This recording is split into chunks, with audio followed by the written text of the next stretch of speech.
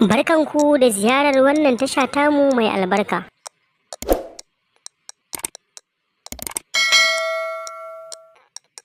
Mun gode da ziyarar wannan tasha tamu mai albarka.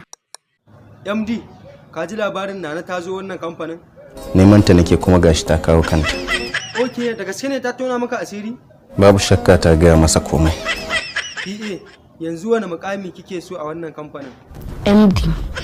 Akwai wata ma'aikaciya ita ma tana neman wannan kujerar. To ita wannan wace ce? Nana ce kuma yarinyar Hajiya Nafisa ce. Me matsayinta a gurin Hajiya Nafisa?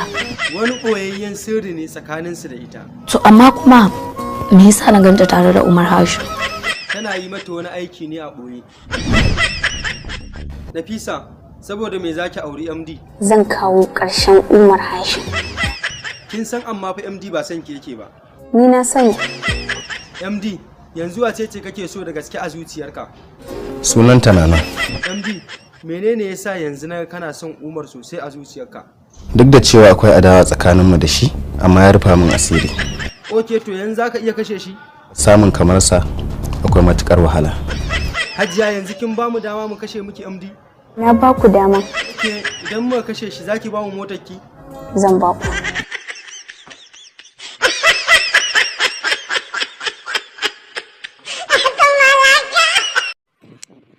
Barkanku da ziyarar wannan tasha tamu mai albarka.